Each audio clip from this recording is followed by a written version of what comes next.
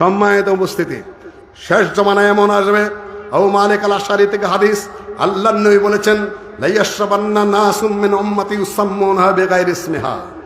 আখেরি জমানায় এমন যুগ আসবে যে উম্মতের লোকেরা মদ্যপান করবে, তাকে অন্য নাম দেয়া, অন্য নাম দিয়ে মদ্যপান করবে। হুইস্কি, ভদকা, রুহি শরাব, নানান নাম দিয়ে পান করবে। তাদের মাথার উপরে গান বাজনা বাজবে, মুকান্নিয়াতরা গায়িকারা গান করবে। ইয়াখসিফুল্লাহু বিহিমুল আরদ, তখন ভূমিকম্প হবে, তখন ধস নামবে, জালজালা হবে। ভূমিকম্পের কারণ খুঁজে পাইতেছেন না, তাই না? ভূমিকম্পের কারণটা আপনারা এই শয়তানের আসর জমাচ্ছেন। ওয়া জালু মিনহুম কিরাতাতা খানাজির। তবে বাকি আছে, আপনি যদি তওবা না মরেন, আল্লাহর পক্ষ থেকে আপনাদের জন্য কিছু ভবিষ্যৎবাণী আছে। আল্লাহ আপনাকে শুয়োর এবং বানরে পরিবর্তন করে দেবেন। ইহুদিদের মধ্যে শেষ হয়ে যায় নাই, ভূমিকম্প তো চলছে, শুয়োর হওয়া আর বানর হওয়া বাকি আছে, বাকি আছে এগুলা।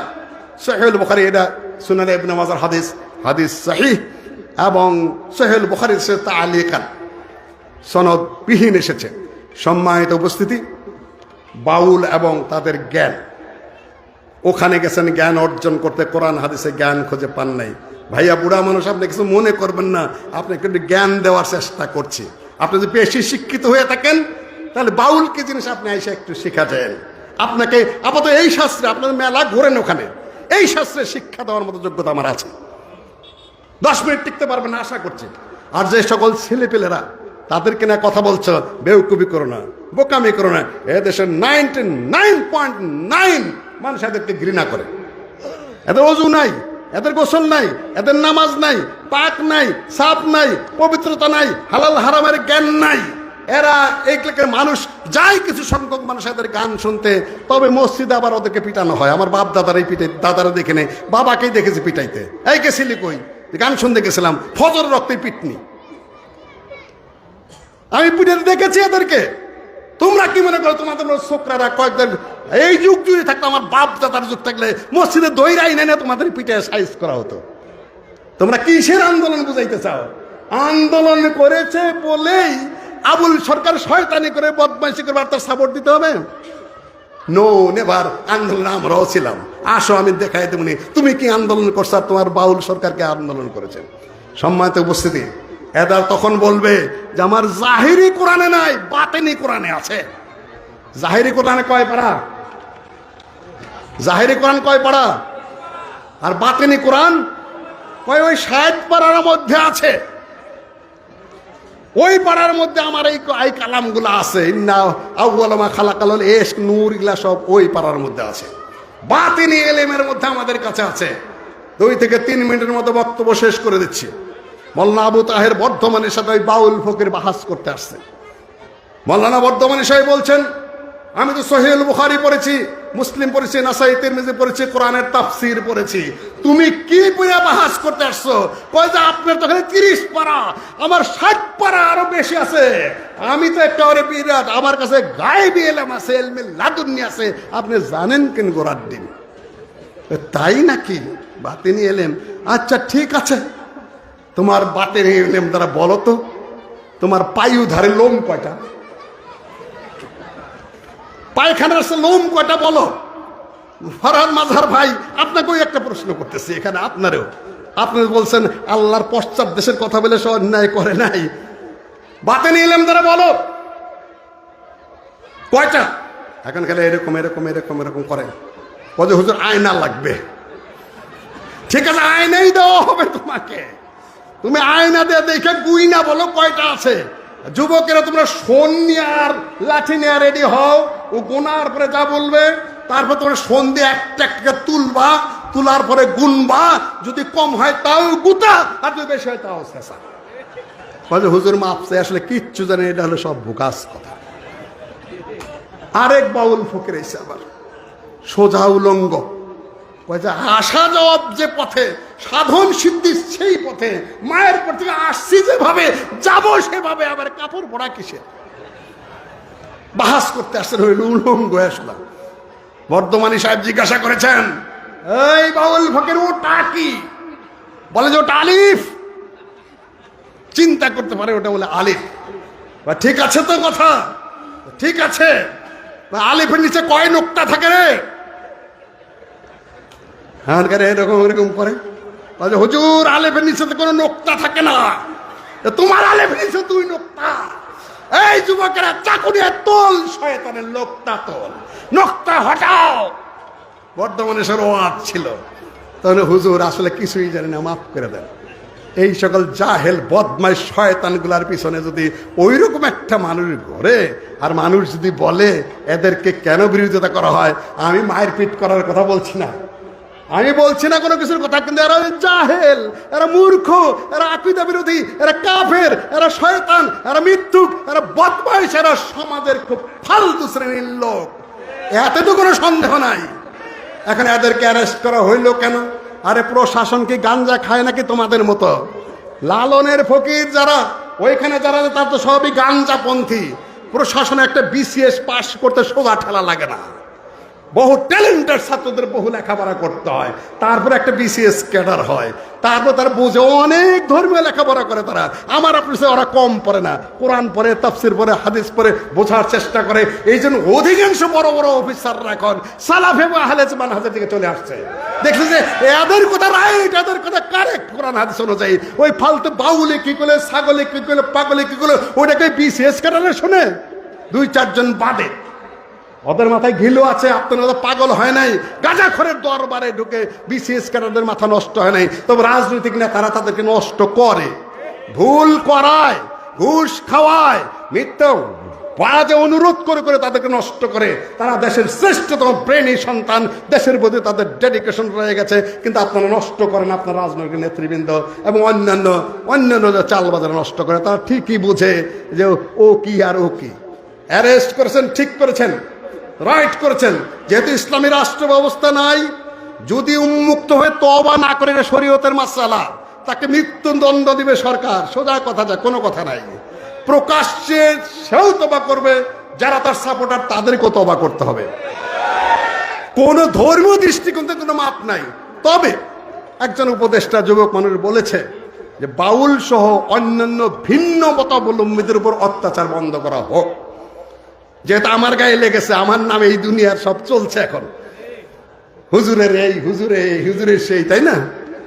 ও তো আমার মতো ধর্মীয় বক্তা না, ও তো আমার সাথে ওঠা বসা করে না। ওরা ওদের লাইনেই চলে, ওরা রাষ্ট্র পরিচালনা করে। রাষ্ট্র পরিচালকের ভাষা আর আমার ভাষা তো এক হবে না। আমরা সংস্কারক, ওরা রাষ্ট্র পরিচালনা করে, কাজে ওদের ভাষা গুছিয়ে বলতে হয়। কতগুলো শব্দ আছে এখানে। বাউল সহ অন্য ভিন্ন মতাবলম্বী, তাদেরকে উনি মুসলিম বলেছেন না ভিন্ন মতাবলম্বী? ভাষা বুঝতে হবে, যারা রাষ্ট্র চালায় তাদের ভাষার পেঁচ আছে। বাউল সহ ভিন্ন মতাবলম্বী, মুসলিম বলেছে কিনা? সে মুসলিম বলেনি। বাউল সহ ভিন্ন মতাবলম্বী বলেছে, অন্য মতাবলম্বী। মুসলিমও বলেনি, কাফেরও বলে ভিন্ন মতাবলম্বী। আর নির্যাতন বন্ধ করা হোক, সে বলেনি যারা নিরপরাধ, সে বলেনি যারা রাইট, সে বলেনি ধর্মীয় দৃষ্টি দ্বারা কারেক্ট। রাষ্ট্রীয় ক্ষমতায় বসলে তাদের প্রথম দৃষ্টি থাকে রাষ্ট্রীয় স্থিতিশীলতা রক্ষা। সেই ভাষায় তারা কথা বলে এবং সেটা তাদের অ্যারেস্ট হয়েছে, সরকার দায়িত্ব পালন করেছে। এখন সরকারের বিরুদ্ধে আপনি কত অভিযোগ করবেন? তাদের দায়িত্ব তারা পালন করেছে। কিন্তু পক্ষ নিয়ে যারা ছেড়ে দিতে বলছে, নিরপরাধ ঘোষণা করতে চাচ্ছে, তারা ভুল করছেন। কিন্তু রাষ্ট্র চালাইতে গেলে ওই যে একটু পেঁচানো কথা তো বলতেই হবে, না রাষ্ট্র চালাইতে পারবে না। সারা পৃথিবীতে বহু সমস্যা আছে, কাজে তাকে মুসলমানও বলে নেই, পক্ষ সমর্থন করে নেই। ইউনিট সরকারের কেউ তেমন পক্ষ সমর্থন করে নেই, এনসিপির কিছু ছেলে পেলে বোঝে না ওরা। আমি মেলা খেয়াল করে দেখেছি, ঘরেও আলোচনা করে দেখেছি, ব্রেন আছে, আন্দোলন করেছে, কিন্তু রাজনীতি যে খুব একটা বোঝে তা না। ইতিহাস বয়সের একটা ব্যাপার আছে। মনে করেছে যে 25-30 জন, 1000-2000 বাউল যখন এখানে গান গুন করে, এদের মধ্যে বিরাট প্রভাব। কিচ্ছু না, সমাজের ঘৃণিত পরিত্যক্ত ফালতু লোক হিসেবে গণ্য। তোমরা বোঝোই নেই কিছু। আর ফরহাদ মাজার তোমাদেরকে বিভ্রান্ত করছে এখনো পর্যন্ত। কি পরিমাণ ক্ষতি নিজেদের করেছে তোমরা জানো? দ্রুত গতিতে আবার উল্টা মন নিতে হবে, না হলে ভুল করে ফেলেছ। বিএনপি এখানে সতর্ক অবস্থানে আছে। আওয়ামী লীগ তেমন কিছুই বলে নেই, বামদের সাথে মিলে ভুল পদ্ধতি তোমরা অবলম্বন করেছ। কাজেই আমি বলবো এগুলা বিভ্রান্তিকর মতবাদ। তারপরে আপনারা বলবেন, আর 1 মিনিট নিয়ে নিচ্ছি, যাদের বিরুদ্ধে গেলে ভোট কম পাবো। আরে সর্বপ্রথম বই লিখেছেন মোল্লা আকরম খা, মুসলিম বঙ্গের সমাজের ইতিহাস, যিনি এই বঙ্গের মুসলিম লীগের সভাপতি ছিলেন 41 থেকে 51 সাল পর্যন্ত, তার হাতেই পূর্ব পাকিস্তান। তিনি নেতা আহলে হাদিসের, তিনি একেবারে স্পষ্ট এদের বিরুদ্ধে লিখেছেন। এই জন্য তার নেতৃত্ব গেছে? কখনোই না। এদেশ থেকে ইংরেজদের তাড়িয়েছে আহলে হাদিসরা, তাদের নেতৃত্ব গেছে নাকি? সেই ভূখণ্ডে বসে তোমরা হঠাৎ কোথা থেকে একেবারে আঘাত থেকে নেতা। বিএনপির জিয়াউর রহমান সাহেব আহলে হাদিস সমাজের সাথে সম্পৃক্ত মানুষ, গাবতলীর মানুষ, তার নেতৃত্ব কি সবাই মেনে নেয় নাই? শেখ মুজিবুর রহমান সাহেব তার অসমাপ্ত আত্মজীবনে এই সকল বোকাস পীর বাউলদের মধ্যে নিজে লিখেছেন, এরা ধোকাবাজ, এরা প্রতারক। তার কি নেতৃত্ব গেছে নাকি? তাদেরকে মানুষ তখন মাইনা নেয় নাই? তোমরা কি মনে করছো তোমাদের অনভিজ্ঞতা বশত তোমরা এই সকল কথাবার্তা বলছো? আকীদার বিরুদ্ধে কথা বলা যাবে না। 90% মানুষ গুছিয়ে কথা বলো, হিসাব করে কথা বলো। শেষ কথা আপনাদের সামনে নির্বাচন। আমরা কোনো অবস্থান নিতে ব্যর্থ হয়েছি, শুধু বক্তৃতা করে যাচ্ছি, মাঠ ঘাট কাঁপিয়ে যাচ্ছি, কোনো ধরনের অবস্থান আমরা নিতে পারি নাই। সামনে কি হবে জানি না, সমস্যা গণ্য করছে, আমরা হিসাবে দেখতে পাচ্ছি। যুবকেরা এদিক ওদিক দৌড়াচ্ছ, তাদের জন্য আমরা কোনো অবস্থান দিতে পারিনি। তবে আমরা অনেকটা কাছাকাছি চলে এসেছি। আমরা বলছি যার যার সংগঠন তারা করুন। আমি বহুত কষ্ট করে, বহুত পথে দৌড়ে, বহুত বকা খেয়ে, বহুত গালি খেয়ে, বহুত কুফুরির ফতোয়া, বহুত মোরতাদের ফতোয়া, বহুত জালেমের ফতোয়া, জাহেলের ফতোয়া, এই বাংলাদেশে আমার মতো সালাফির থেকে খারিজ কত যে ফতোয়া ভাইরা দিতেছেন তার শেষ নেই।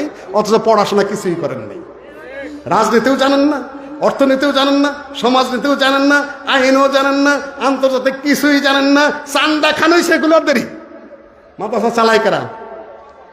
হুজুরে চালায়, পয়সা দেয় কারা? হুজুরে তো পয়সা আছে।